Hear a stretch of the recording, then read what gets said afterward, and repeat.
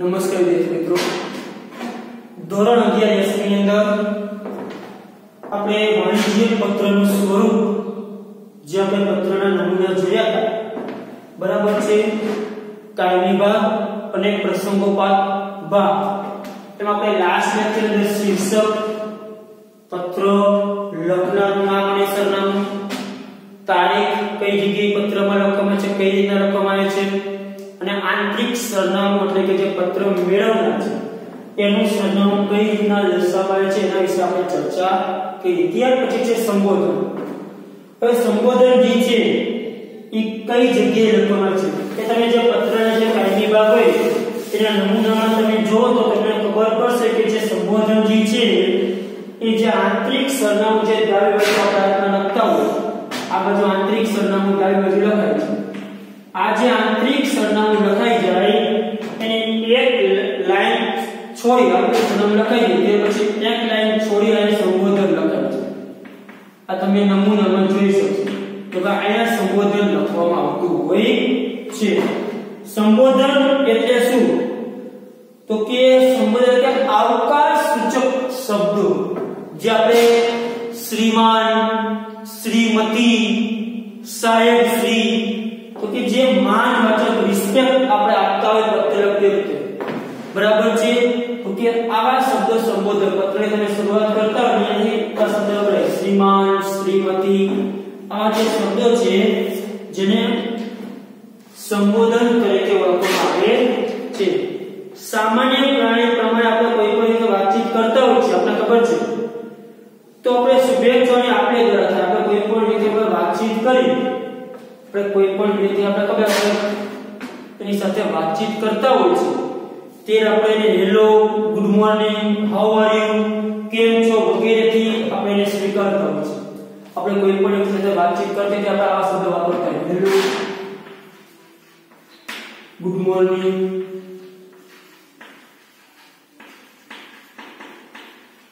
How are you, મજામાં છો, કેમ છો.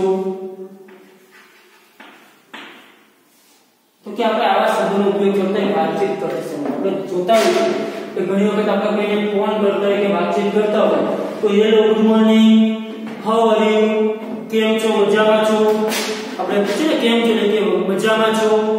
આવા શબ્દોથી આપણે જેને કહેવાય કે એને આપણે સ્વીકાર કરીને આપણે સંબોધન આપતા હોય. પરંતુ જ્યારે પત્રનું મુખ્ય આધારે હવે શરૂ થતું હોવાના કારણે તે પહેલા પત્ર વાંચનારને યથાયોગ્ય સંબોધન કરવું ઠીક ગણશે. તો કે હવે આપણે જે વસ્તુ કહેવા માંગીએ છીએ કે અહીંયા ક્યાં શબ્દ પછી પત્રનો મુખ્ય ભાગ આવે એટલે કે તમે જે વસ્તુ કહેવા માંગો છો એ સંદર્ભે આપણે ચર્ચા કરવાની હોય છે એની સાથે. તો કે આપણે ચર્ચા કરતા પહેલા સામે આપણે કોઈ પણ વ્યક્તિને કંઈ પણ રીતે સંબોધન આપીએ. આપણે કોઈ પણ વ્યક્તિ સાથે સગાવાળા આપણે ફોન કરીએ સીધા બોલવાનો હોય, પહેલા આપણે પૂછીએ કે કેમ છો, હાઉ આર યુ, મજામાં છો, ગુડ મોર્નિંગ, તો આપણે કોઈને ફોન કરતા હોય તો ગુડ મોર્નિંગ. પછી આપણે જે વાત રજૂ કરવા માંગતા હોય, આપણે જેને કહેવા માંગતા હોય છે તો આપણે હેલો, આપણે ફોન કે ડાયરેક્ટ આપણે બોલવા, આપણે કહીએ હેલો, કોણ બોલે છે, મજામાં છો, કેમ છો, આપણે આવા શબ્દોનો પહેલા ઉપયોગ કરતા હોય છે. ત્યારબાદ આપણે જેને કહીએ કે આપણે જે હેતુથી એની સાથે આપણે વાતચીત કરવા માંગીએ છીએ એ આપણે એને વાત કરી છે. પત્રમાં પણ આવું છે કે તમે પત્ર જે હેતુથી લખેલો છે પણ એ લખતા પહેલા એ હેતુ પૂર્ણ કરતા પહેલા એટલે કે એ વાત કરતા પહેલા આપણે પત્રની અંદર પહેલા સંબોધન આપ્યું. તો કે સંબોધન કેવી રીતના આપી? તો કે સંબોધનની અંદર આપણે ખબર છે તો કે આવા શબ્દો વપરાય, ડિયર સર, ઇંગ્લિશ હોય તો, ત્યાર પછી ડિયર મેડમ, મેડમ હોય તો મેડમ, બરાબર છે. ત્યાર પછી માય ડિયર, મિસ્ટર, જે કોઈ તે, ટીકર તો નામ લખવાનું મિસ્ટર ટીકર, બરાબર છે.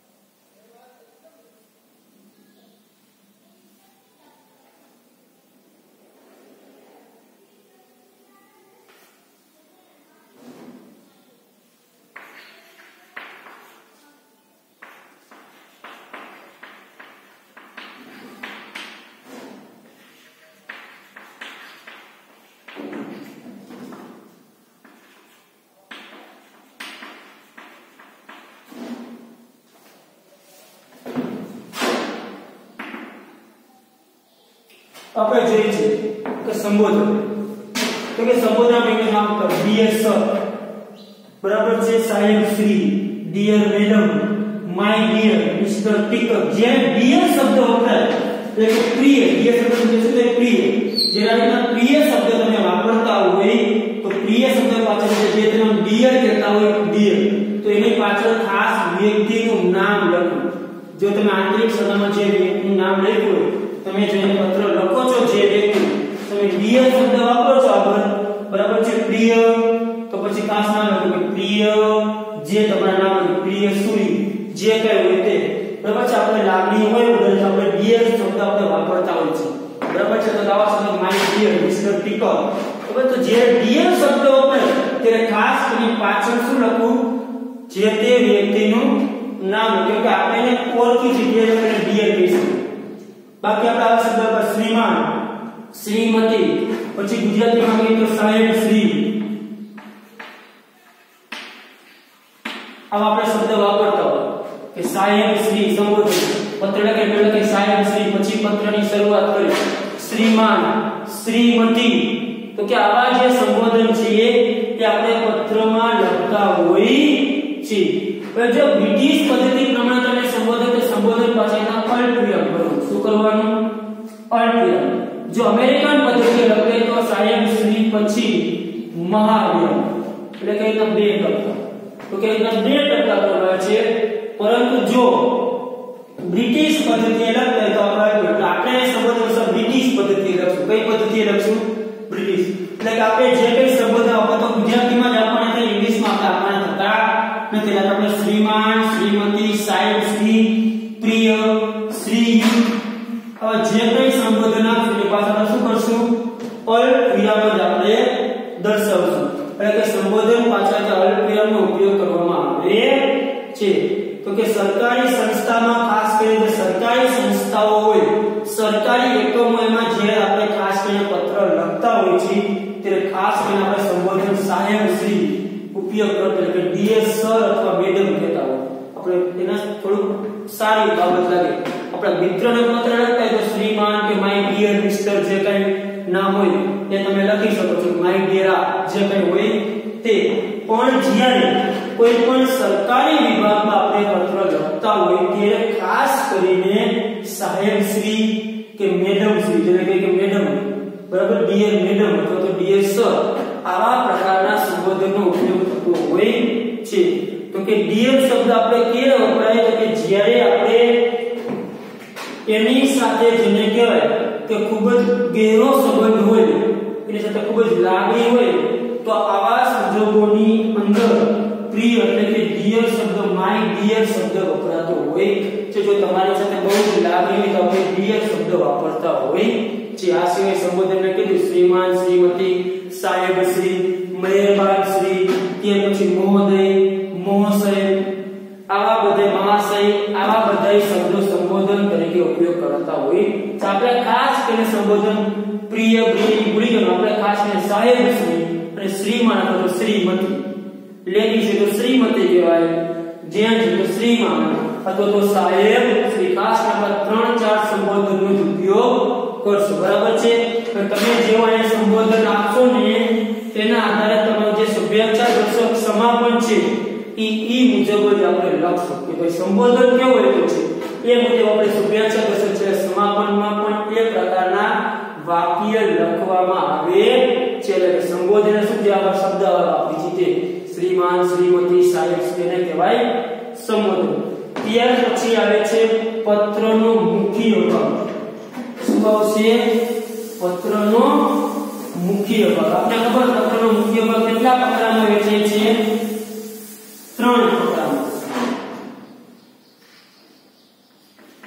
તો કે પત્રનો જે મુખ્ય ભાગ છે એ આપણે ખબર 3 પ્રકારનો છે. પ્રારંભિક ફકરો, પછી મધ્ય ફકરો અને અંતિમ ફકરો. તો આપણે તો પત્ર મુખ્યત્વે જે પત્રનો જે મુખ્ય ભાગ છે એ 3 પેરેગ્રાફમાં આપણે લખતા હોઈએ છીએ સામાન્ય. પ્રારંભિક ફકરો એટલે શું? તો કે આ જે ફકરો છે પ્રારંભિક પેજ નંબર 23 પર હું વાંચું છું. પ્રારંભિક ફકરો જે છે સામાન્ય અગાઉ થયેલા પત્ર વ્યવહારના વાતચીતનો સંદર્ભ પૂરો પાડે અથવા તો પત્ર લખનારનો સામાન્ય પરિચય. પ્રારંભિક ફકરો શેના માટે હોય? તમે અગાઉ કોઈ પત્ર વ્યવહાર કર્યો હોય તો એની થોડી હિંટ આપવી પ્રસ્તાવના તરીકે, અથવા તો જે પત્ર લખનાર છે એનો પરિચય પૂરો પાડે, એટલે કે આ કડી સ્વરૂપે ભાગવા મદદ છે. આ દૂત તરીકેનું કામ કરે. અગાઉ તમે કોઈ પત્ર વ્યવહાર કર્યો તો તમે કહી શકો કે છેલ્લે આટલી તારીખે તમારો પત્ર અમને મળે, જે તમે આ વિશે વાતચીત કરી હતી તેના અનુસંધાને આ પત્ર તમને લખેલા ખબર પડે કે છેલ્લે આપણે જે પૂછપરછ કરી હતી ને એનો આ વ્યક્તિ આપણે જવાબ આપે છે કે ભાઈ તમે અમને આટલી તારીખે પત્ર લખેલ હતો, એના અનુસંધાને આપણે લખી છે. અથવા તો તમારો સામાન્ય પરિચય આપતા હોય. તમારા બેંકને તમે પત્ર લખતા હોય તો તમે કહો હું તમારી બેંકમાં આટલા નંબરનું ખાતું ધરાવું છું, તો બેંકને ખબર કે આ વ્યક્તિ આપણો ખાતેદાર છે. એટલે કે પ્રારંભિક જે ફકરો છે એ ખાસ કરીને તમારો પરિચય આપે. શું આપે? આપણો પરિચય. કે ભાઈ ખબર પડે ન પડે કે આ વ્યક્તિ કોણ છે. તો કહે ને કે મેં તમારી જાહેરાત વાંચી, મેં જોયું ડિસ્કવર ખબર કે આ વ્યક્તિ આપણી જાહેરાત વાંચી છે, આ વ્યક્તિ આ છે, એટલે હું આ બ્રધર્સમાંથી તમને આ વ્યક્તિ પત્ર લખી રહ્યો. એટલે કે પ્રારંભિક ફકરો એ ખાસ કરીને શું રજૂ કરે છે તો કે આપણો પરિચય આપે છે. ત્યાર પછી મધ્ય ફકરો. મધ્ય ફકરો એ પત્રમાં હૃદય સમાન કહેવાય, જેમ આપણા હૃદય બંધ પૂરું. તો કે આ શું રજૂ કરે છે તો કે મધ્ય ફકરામાં તમે જે હેતુથી પત્ર લખેલો છે બરાબર છે, તો કે એ માહિતી તો કે મધ્ય ફકરામાં તમે કયા હેતુથી પત્ર લખેલ છે, તમે શા માટે પત્ર લખ્યો, તમે પૂછપરછ કરતા તમે વસ્તુનું કોટેશન કઢવા માંગો છો તો તમે એ વસ્તુની ચર્ચા કરશો કે અમને તમારું ભાવપત્રક મોકલો. આતે તમે જે હેતુથી પત્ર લખ્યું, તમે શા માટે પત્ર લખ્યું, તમે શું કહેવા માંગો છો એ બાબત તો કે મધ્ય ફકરામાં દર્શાવવામાં આવે છે. એટલે કે મધ્ય ફકરો જે લખતી વખતે તો કે ખાસ કરીને યોગ્ય વાક્ય રચનાનો પ્રયોગ કરવામાં આવે છે અને માહિતી સંચાર પૂરું કરવામાં આવે છે. પત્ર જે મેળવનાર છે એને સંપૂર્ણ વિસ્તૃત માહિતી મળી રહે એવી રીતે તો કે મધ્ય ફકરામાં લખાણ કરવું જોઈએ. પત્ર મેળવનારના મનમાં કોઈ શંકા ઊભી થવી જોઈએ નહીં. એમાં જે તમે શબ્દો જે વાક્ય લખો છો એ સ્પષ્ટ અને સંપૂર્ણ વિસ્તૃત સ્વરૂપે લખો, જેથી પત્ર મેળવનારને તમે શું કહેવા માંગો છો એ અંગે સંપૂર્ણ માહિતી મળી શકે. ત્યાર પછી અંતિમ ફકરો છેલ્લે તમે જે કહેવાનું હતું, આપણે જે માહિતી આપીને આપવાની હતી એ માહિતી આપીને આપી. ત્યાર પછી અંતિમ ફકરામાં શું દર્શાવશે તો કે આપણે જે કહેવાનું હતું એ આપણે કહી દીધું, જે બાબત માટે આપણે પત્ર લખ્યો હતો એ અંગે આપણે એની સાથે ચર્ચા કરી દીધી. ત્યાર પછી અંતિમ ફકરાની અંદર તો કે પત્રના ત્રીજા ફકરાને સમાપન ફકરો કહેવાય. અને કેવો ફકરો કહેવાય? સમાપન. પત્ર આપણે પૂરો કરીશું અને આને કહેવાય સમાપન ફકરો. શું કહેવાય? સમાપન ફકરો. તો કે આ જે ફકરામાં તમે લખાણ કરો છો એ પત્ર, આ ફકરામાં પત્ર લખો, પત્ર વાચક પાસે શું અપેક્ષા રાખે છે એ સ્પષ્ટપણે જણાવી સમાપન કર દિશા તરફ આગળ વધે છે. તો કે આ ફકરા દ્વારા તમને ખબર પડે કે પત્ર વાચક છે, જે પત્ર મેળવનાર છે એની પાસે તમે કેવી આશા રાખો છો, એની પર તમે શું મેળવવા માંગો છો, તમારી સાથે કેવી લાગણી છે એ તો ત્યાં જે સમાપન ફકરો છે એના દ્વારા તમે એ દિશા તરફ એ વ્યક્તિને લઈ જઈ શકો છો કે તમે એની પાસે શું આશા રાખો છો. એ તમારો જે અંતિમ ફકરો છે એ 2 થી 3 લીટીમાં લખાય. એ સમાપન ફકરો દ્વારા, સમાપન જે ફકરો છે એના દ્વારા તમે સ્પષ્ટપણે વાચકનો જેને કહેવાય કે અભિગમ તમે મેળવી લેશો. એટલે વાચકને ખબર કે આ વ્યક્તિ આપણી તરફથી શું મેળવ્યું છે. એમાં તમે શબ્દો જેવો આપો છો, જેમ કે સંભવિત ગ્રાહકમાંથી વાસ્તવિક ગ્રાહક બનાવવાનો પ્રયત્ન કરે છે. પત્રના મળે કે આપણો સંભવિત ગ્રાહક, જે ગ્રાહક છે નહીં, હજી આપણે એને ખાલી એની સાથે વાતચીત જ કરી છે, પણ તમે એને એવા શબ્દનો ઉપયોગ કરશો કે જેના દ્વારા એ તમારો વાસ્તવિક ગ્રાહક બની જશે. એવા શબ્દો વાપરો, એ સંભવિત છે જે આપણો ગ્રાહક છે નહીં, પણ અંતિમ ફકરામાં તમે એવા વાક્યોનો પ્રયોગ કરશો કે જેનાથી એ વ્યક્તિ તમારો કાયદેસર કે વાસ્તવિક ગ્રાહક બની જાય છે. એટલે કે સમાપન ફકરો લખતે ખૂબ જ જેને કે સાવચેતી રાખવું પડે છે. તમે થેન્ક યુ,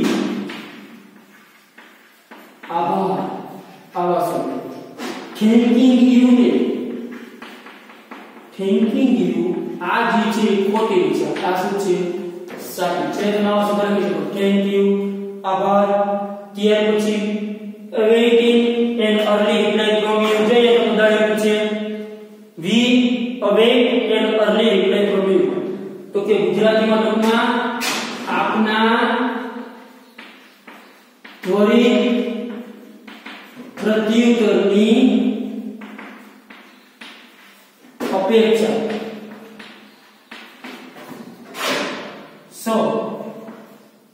તો કે તમે છેલ્લે વાક્યમાં લખ્યું કે આપના ત્વરિત પ્રત્યુત્તરની અપેક્ષા છે અને એના તો કોઈ આ વ્યક્તિ આપણને મારો ઝડપથી પ્રત્યુત્તર મેળવવા માંગે છે કે હું તમારા ઝડપથી પ્રત્યુત્તરની રાહ જોઈશ, ત્વરિત પ્રત્યુત્તરની અપેક્ષા રાખું છું કે મેં તમને જે વાતચીત કરી એનો તમે મને ઝડપથી રિપ્લાય આપશો. આપના ત્વરિત પ્રત્યુત્તરની અપેક્ષા છે. અથવા તો આભાર છે, આવા શબ્દો વાપરીને આભાર અથવા આભાર, તમારો ખૂબ ખૂબ આભાર. એટલે કે આભાર છેલ્લા પર પત્ર પૂરો કરે છેલ્લા કે આભાર, થેન્ક યુ, તમે જે પત્ર છે બદલ તમારો આભાર. તો કે આવા જે વાક્ય પૂર્ણ ન હોવાના કારણે ખાસ કરીને આવા વાક્ય છે સમાન કરશે સિંગલ ક્રમમાં લખવામાં આવતા હોય છે. તો કે આમ કરીને વાક્ય પૂરું કરતે કે આપના ત્વરિત પ્રત્યુત્તરની અપેક્ષા સ કે ભાઈ આભાર, આભાર સ આવા શબ્દો છેલ્લે અંતિમ જ્યારે પત્ર પૂરો થાય ત્યારે કે હવે તમારે ઝડપથી પ્રત્યુત્તરની આશા રાખશું. આભાર શબ્દ તો આભાર આવા શબ્દોનો વાપરીને જેને કહેવાય કે અંતિમ ફકરો જે છે એ સમાપન કરવામાં આવતો હોય છે. હવે ત્યાર પછીનો શબ્દ છે શુભેચ્છા દર્શક સમાપન. શું શબ્દ છે? શુભેચ્છા દર્શક સમાપન. ઓકે, શુભેચ્છા દર્શક સમાપન.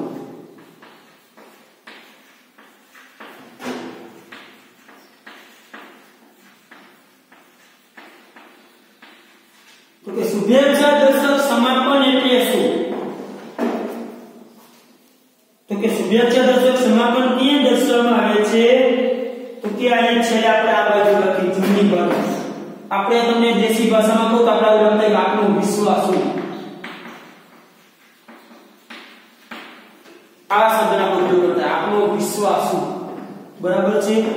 જો શુભેચ્છા દર્શક સમાપન પત્રની જમણી બાજુ દર્શાવવામાં આવે છે અંતમાં જેને કહેવાય કે જે આપણે પત્રની શરૂઆત જેમ સંબોધનથી કે માન તક આપણે શબ્દને પદક શ્રીમાન શ્રીમતી એવી રીતે પત્રનો જે અંત છે પત્રનો, બરાબર, જે રીતે આપણે સંબોધન આપીને પત્રની શરૂઆત કરી એવી જ રીતે પત્રનો અંત સમાપન કરી દો. તમારે અંતમાં પણ એવા શબ્દોનો ઉપયોગ કરવો જોઈએ કે જેના દ્વારા લખનાર અને મેળવનાર વ્યક્તિ વચ્ચેની સંબંધની નિકટતાનો અનુભવ થાય, તો ખબર પડે કે આ બે કેટલા મિત્રો છે, બરાબર છે. જેમ સંબોધનથી આપણે શરૂ કરી છે એ રીતે સમાપન જે છે એ પણ જેને કહેવાય કે ખબર પડે છે કે આ બંને વચ્ચે કેટલી જેને કહેવાય કે મિત્રતા છે. જો પાછળ તમને સંબોધન અને સમાપન બે એવા છે. જો ડિયર સર, મેડમ, સર, આ શું છે? ડિયર આપણે લખી છે, લખી યોર ફેથફુલ એટલે આપણો વિશ્વાસ, યોર સિન્સિયરલી, યોર ટ્રુલી તો યોર્સ, બરાબર છે. તો કે જ્યારે તમે ડિયર શબ્દ તો કે કેવું સંબોધન હોય ત્યારે કેવું સમાપન લખો. તો કે ડિયર સર, ડિયર મેડમ કે સર એટલે તે છે લખવાનું યોર ફેથફુલ એટલે કે આપણો વિશ્વાસ, બરાબર છે. તમે ડિયર મિસ્ટર સેડ જે નામ લખતે તે યોર સિન્સિયરલી, બરાબર છે. કેમ કે એ બંને વચ્ચે બે છે, તમે એનું નામ કે ઉપયોગ કરી શકો.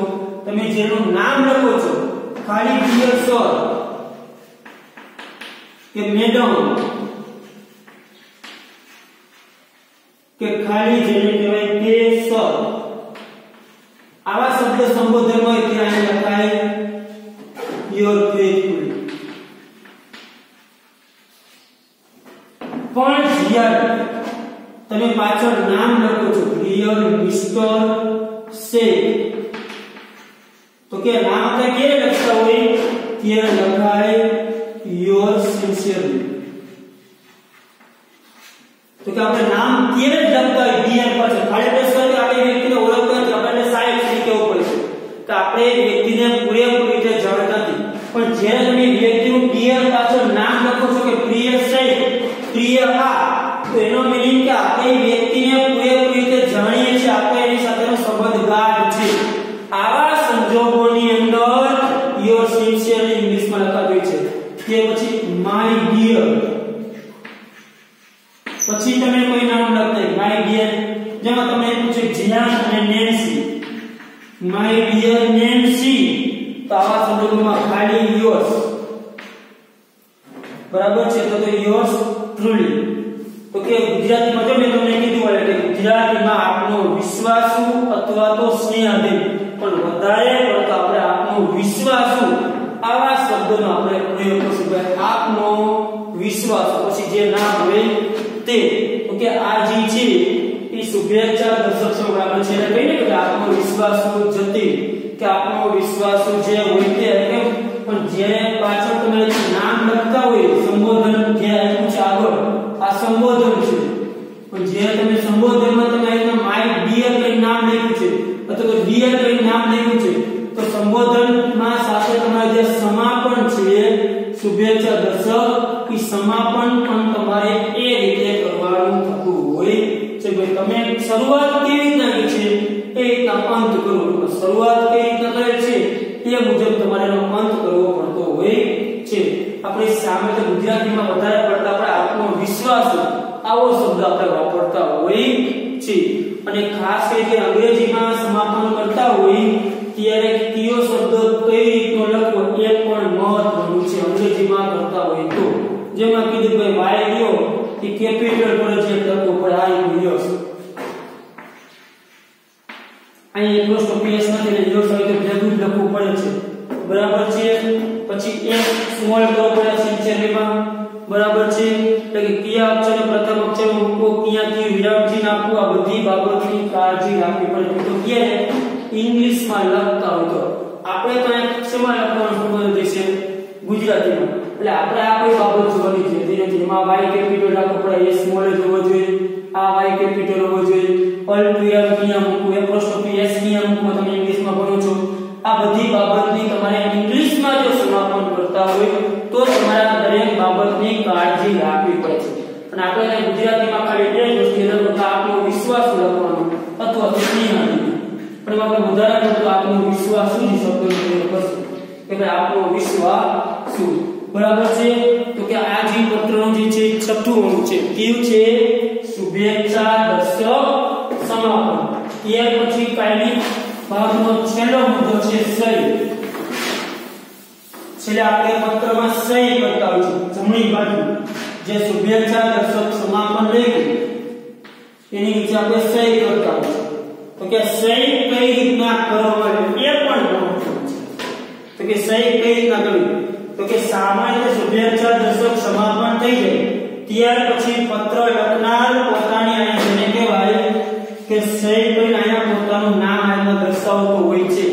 તો કે સહી જે કરે છે જો પત્રકને ટૂંકું સહી કરી પસંદ તો અહીં અવચિતની સહી બાદ કૌંસમાં તેનું નામ લખે છે, ટૂંકી સહી કરે પોતાનું નામ લખતા, બરાબર છે. આ રીતે ખબર પડે કે આ પત્ર કેને લખે છે કે ભાઈ આ પત્ર આ વ્યક્તિ લખે છે, જોઈ ટૂંકી પોતાની સહી કરતા હોય તો સહી બાદ પોતાનું કૌંસમાં જેને કહે કે આ રીતે નામ લખે કે આપનો વિશ્વાસ, પછી સહી કરે અને પછી કૌંસમાં જેને કહેવાય કે વાચકને ખબર પડે કે આ કંપનીમાંથી પત્રમાં કેને લખેલો છે તેના પરથી ખબર પડે કે આ વ્યક્તિને પત્ર લખેલો પછી કે આ રીતે ટૂંકમાં સહી કરતા હોય છે.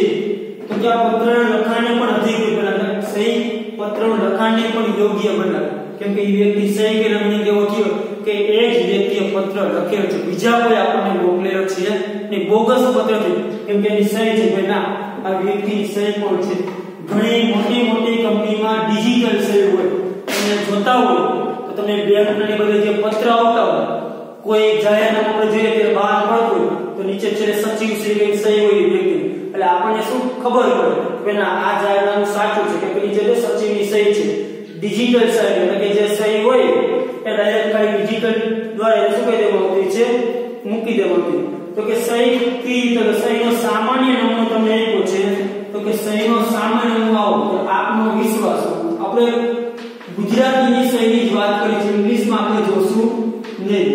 તો કે આપનો વિશ્વાસ ત્યાર પછી અહીંયા સહી અને અહીંયા નામ આ જે એમ મેકો.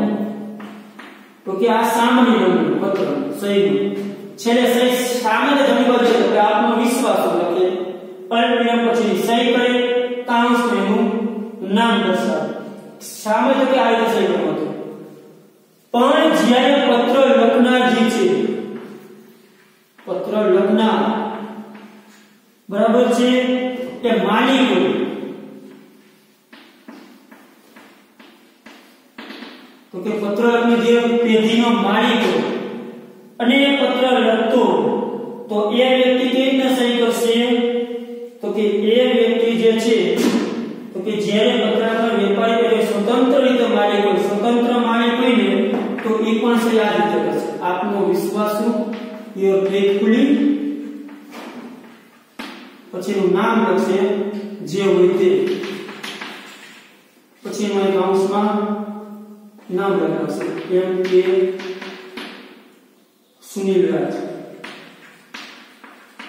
આ જે છે સાદી છે, સાધારણ કે ભાઈ દરેક મારે તો સહી કરતા જોઈએ. આપનો વિશ્વાસ સહી કરે કાઉન્સમાં એનું નામ લખે. માની લે કે પત્ર લખનાર કોઈ માલિક જે છે બરાબર છે, સ્વતંત્ર માલિક,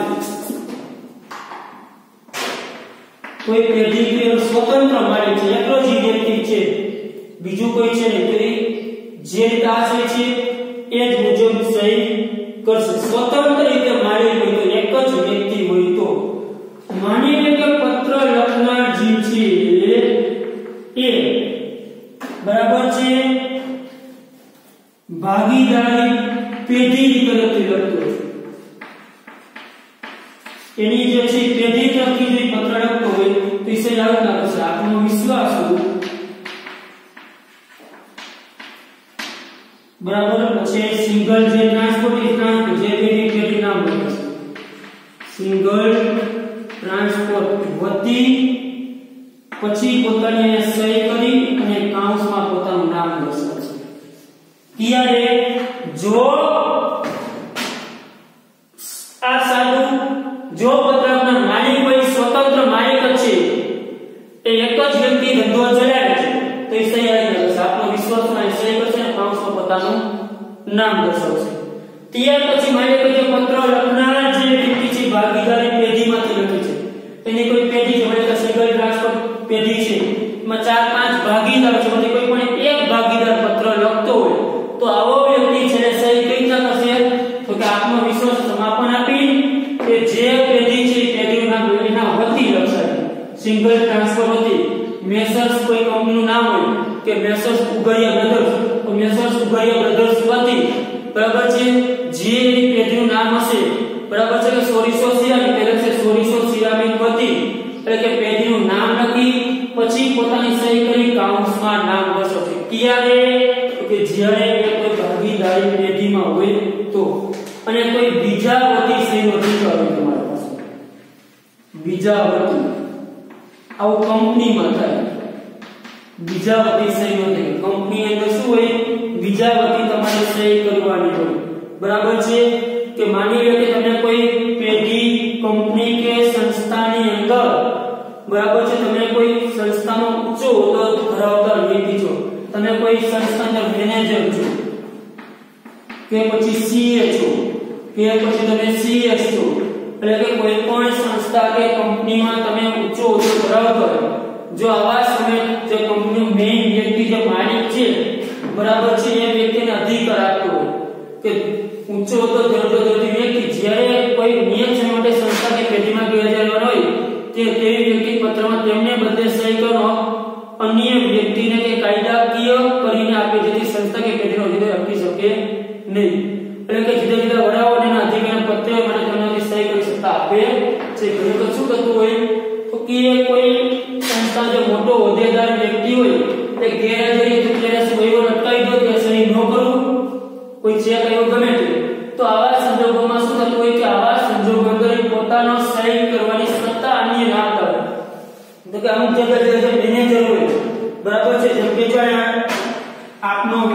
વિશ્વાસુ તો આ એક સહી હશે આપનો વિશ્વાસુ ધી ઓસ્કાર કેમિકલ્સ લિમિટેડ વતી પછી એ પોતાની સહી કરશે અહીંયાનું નામ લખશે અને અહીંયા પોતાનો હોદ્દો દર્શાવશે શું દર્શાવશે હોદ્દો જો જેમ કે મેનેજર ને લખે મેનેજર સેલ્સ મેનેજર છે તો કે જે બીજા વતી સહી કરશે તારીખી જે પોતાનો અહીંના સહી કઈ નામ લખશે આના વતી છે કંપની હતી પણ એ પોતાનો હોદ્દો પણ દર્શાવશે કે એ સંસ્થામાં કયા પદ ઉપર કાર્ય કરે છે એ હોદ્દો પોતે દર્શાવતો હોય છે એટલે કે સહી કઈ રીતના કરવી કે સહીના જુદા જુદા નમૂના છે આપણે પત્રના કાયમી ભાગના જે નમૂના છે એમાં પત્રનો જે કાયમી ભાગના જે મુદ્દાઓ છે એ મુદ્દા વિશે આપણે ચર્ચા કરી હવે આપણે નેક્સ્ટ લેક્ચરમાં પત્રના પ્રસંગોપાત ભાગ વિશે આપણે વિસ્તૃત ચર્ચા કરીશું પત્રમાં પ્રસંગોપાત ભાગ કયા દર્શાવવામાં આવે છે એ સંદર્ભે આપણે ચર્ચા કરશું ચાલો આમાં કોઈને કઈ પ્રશ્ન તમે કહી શકો છો ચાલો